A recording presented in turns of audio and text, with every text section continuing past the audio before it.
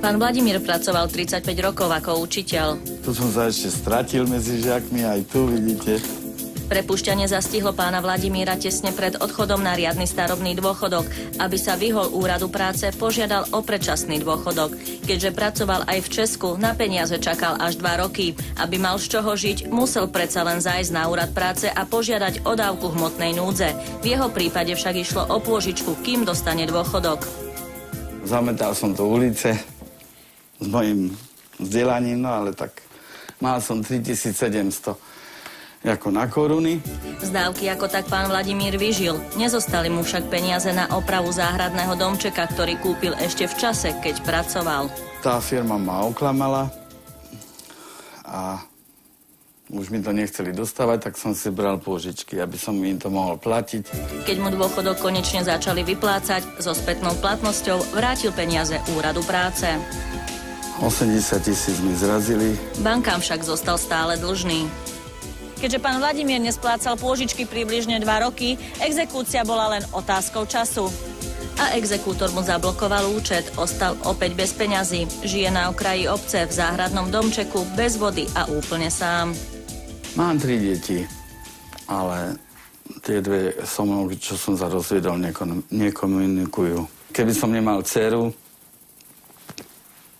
tak to zoberiem hľadom. Na to, aby začala exekúcia, musí byť exekučný titul. Spravidla to je právoplatné súdne rozhodnutie, alebo teda je to iný titul, ktorý umožňuje vlastne ako podanie návrhu na vykonanie exekúcie.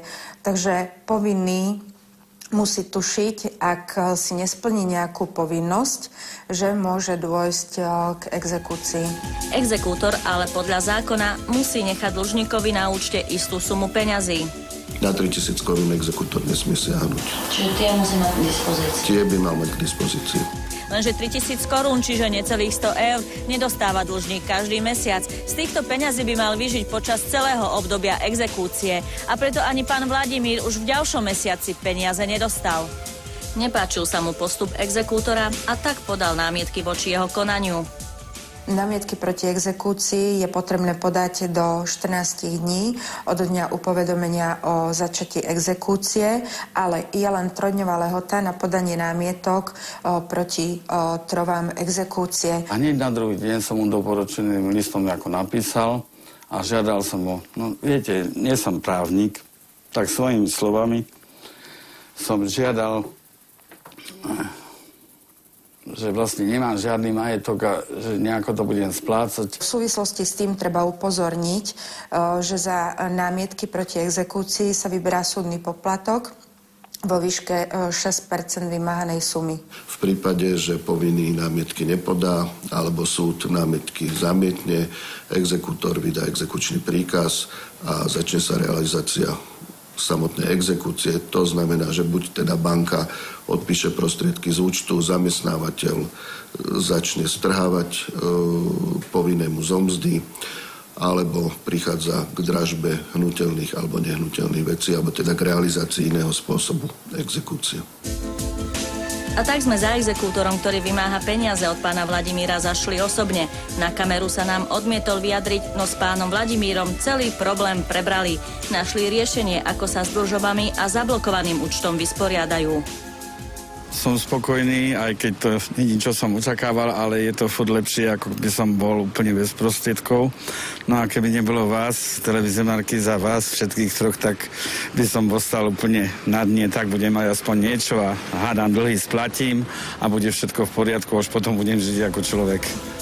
A tak pán Vladimír bude postupne splácať svoju dlžobu. A tu je pár rád, čo robiť, keď vám exekútor bude búchať na dvere.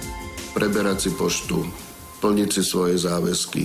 I keď som si vedomý, že nemôžem zaplatiť celú sumu, komunikovať s veriteľmi, požiadať o splátkový kalendár a robiť všetko preto, aby pohľadávka bola čím najskôr uhradená.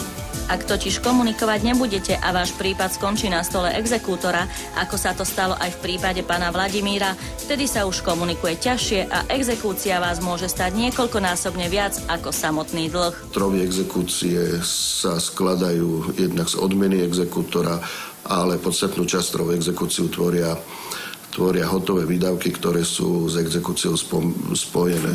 To znamená od poštovného cez poplatky za lustrácie účtov v bankách, kde jednotlivé banky si za jednu lustráciu účtujú od 500 do 1000 korún.